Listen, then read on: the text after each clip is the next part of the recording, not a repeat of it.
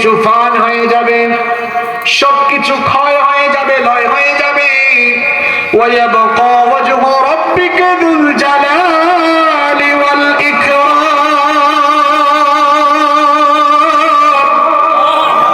কেবলমাত্র একজন মহামহিয়ান সত্তা অবশিষ্ট থাকবেন, আর যিনি অবশিষ্ট থাকবেন গলার আওয়াজ বড় করে সবাই বলেন তিনি কে?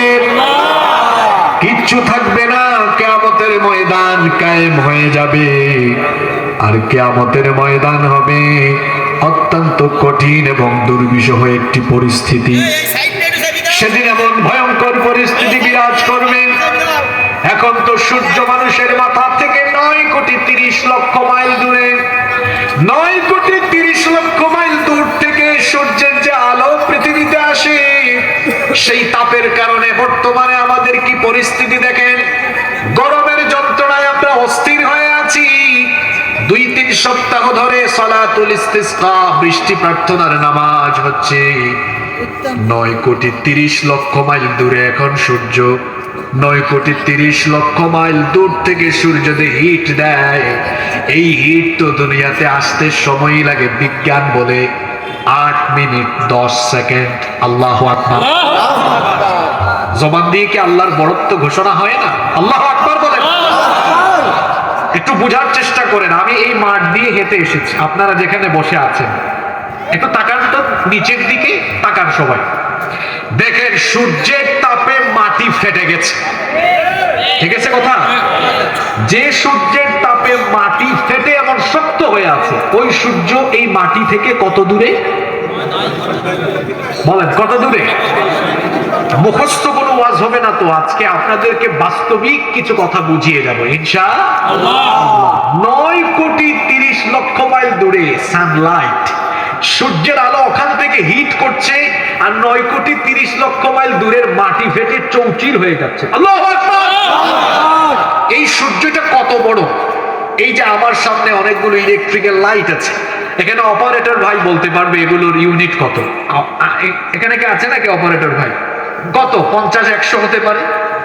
এই 100 ইউনিট লাইট আমি যদি 100 ধরি, এক একটা 100, তাহলে কতগুলো জ্বালিয়েছে দেখেন। তার মানে হাজার হাজার ইউনিট জ্বালিয়ে ছোট্ট এই মাঠকে আলোকিত করা হয়েছে। আর গোটা পৃথিবীকে দিনের বেলা আলোকিত করে কয়টা লাইট? জোরে বলেন। এটার পাওয়ার কত, যেটা সারা পৃথিবীকে আলোকিত করি?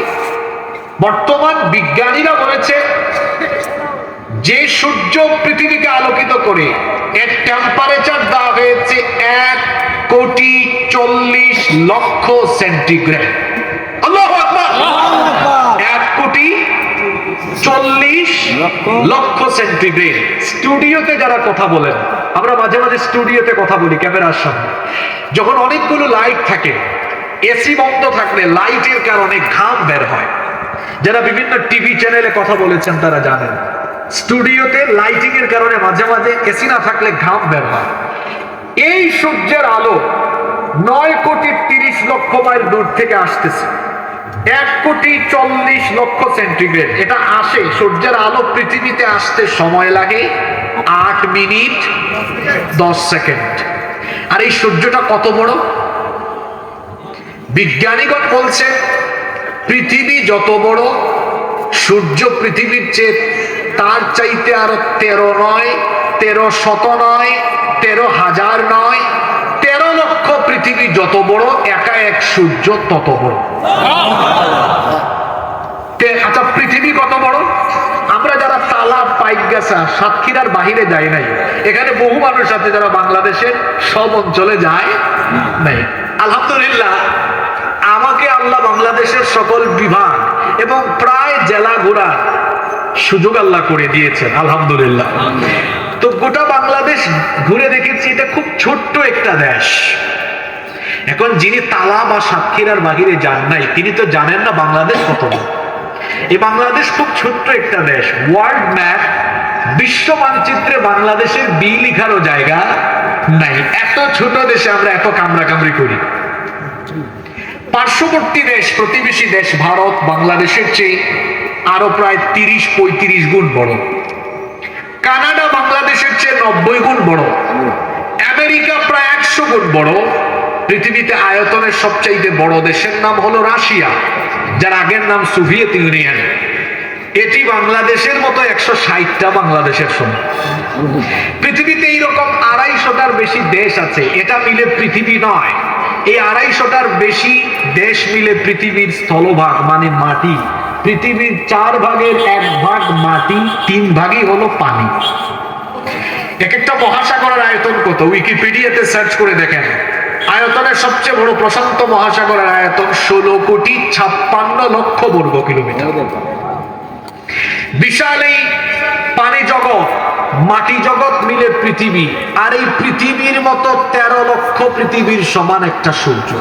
সুবহানাল্লাহ, আল্লাহু আকবার। ওই সূর্য মাটি থেকে কত দূরে? 9 কোটি। চিন্তা করেছেন 9 কোটি 30 লক্ষ মাইল দূর থেকে হিট দেয়। এই হিট যদি সরাসরি আসতো, মাথার চান্দি ফেটে যেত আপনার, গোটা তালা জলে পুড়ে ছাই হয়ে যেত, গাছপালা পুড়ে যেত। আল্লাহ কত দয়াবান, সূর্যের আলো সরাসরি পৃথিবীতে আসে না। বায়ুমণ্ডলে অনেকগুলো ফিল্টার আল্লাহ স্থাপন করেছেন। বিজ্ঞান বিভাগে যারা পড়াশোনা করেছেন তারা জানেন, বায়ুমণ্ডলে অনেকগুলো ফিল্টার আল্লাহ স্থাপন করেছেন। বিজ্ঞানীরা এগুলোর নাম দিয়েছেন ট্রাপোস্ফিয়ার, স্ট্রাটোস্ফিয়ার, আইরোস্ফিয়ার, ম্যাগনেটোস্ফিয়ার, এক্সোস্ফিয়ার।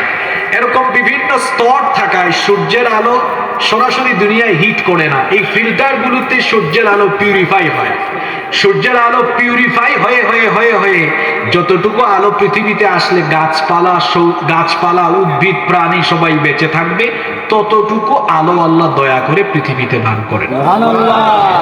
ওইটাও যখন মাঝে মাঝে একটু আমাদের তাপমাত্রার কারণে তাপমাত্রা বাড়ে।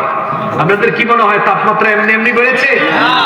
আমাদের তাপমাত্রা বেড়েছে, তাপমাত্রাও কি আমাদের পাপের মাত্রা কমতো? জোরে বলেন, নামাজ কম না বেশি? চুরি ডাকাতি কম না বেশি? আরে যাদেরকে চুরি ডাকাতি, রাষ্ট্র থেকে চুরি ডাকাতি নির্মূলের দায়িত্ব দেওয়া হয়েছে, ওরা নিজেরা এক একটা বড় বড় চোর হয়ে আছে। এরকম এক ডাকাতের, ওকে চোর বললাম না, ডাকাত বললাম, এরকম এক ডাকাতের কাহিনী বাংলাদেশের মানুষ পত্র পত্রিকায় পড়ছে। আমি তার নাম বললাম না, পত্রিকার রিপোর্টগুলো পড়েছি, আমরা দেখেছি। বলা হয়েছে তার সারা জীবনের বেতন ভাতা মিলে হয় 1,90,00,000 টাকা, অথচ তার সম্পদের পরিমাণ 1000 কোটির উপরে। কি ওই আল্লাহ বলির নাম জানেন তো আপনারা? নজিরবিহীন, নজিরবিহীন। তো যাদেরকে দায়িত্ব দেওয়া হয়েছে চুরি ডাকাতি নির্মূলের জন্য, এটা আমাদের কথা নয়, পত্র পত্রিকার মারফতে আমরা জানছি নিজেরাই তারা বড় বড় চোর হয়ে বসে আছে। তাপমাত্রা যখন বেড়ে যায়, ওই জমিনের উপরে তাপমাত্রাও জোরে বলে। আমি বলছিলাম কিয়ামতের ময়দানের কথা। দুনিয়ার ময়দানে সামান্য একটু বেড়েছে, মানুষ স্থির না অস্থির? জোরে বলতে হবে। 9 কোটি 30 লক্ষ মাইল দূর থেকে সূর্য হিট দিল, আপনি অস্থির হয়ে গেলেন। আমার বাবারা, আমার মায়েরা, ভাইয়েরা, বোনেরা শোনেন, কিয়ামতের ময়দানে ওই 9 কোটি 30 লক্ষ মাইল দূরের সূর্য মানুষের মাথার একেবারে নিকটবর্তী চলে আসবে। এই সূর্য যখন মানুষের মাথার একেবারে নিকটবর্তী চলে আসবে, অবস্থা সেদিন এত ভয়াবহ হবে। সূর্যের প্রচন্ড তাপে জমিন, কিয়ামতের ময়দান তখন তামার জমিনে পরিণত হয়ে যাবে। গুনাহগার পাপী তাপীদের মাথার চান্দি সেদিন ফেটে যাবে। মাথার চান্দি ফেটে মগজগুলো উতরাতে থাকবে। এই ভয়াবহ পরিস্থিতি আমি কোন উপমা দিয়ে আপনাদেরকে বুঝাবো আমি জানি না।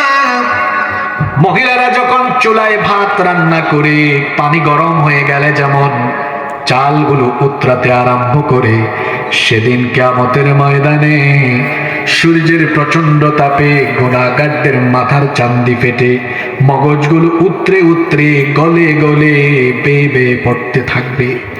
পাপী তাপী জাহান্নামী বেঈমানরা ঘরমাক্ত হয়ে যাবে। কেউ হাঁটু পর্যন্ত ঘামাবে, কেউ কোমর পর্যন্ত, কেউ বুক পর্যন্ত, কেউ বা আবার ঘামের মধ্যে সাঁতরাতে থাকবে।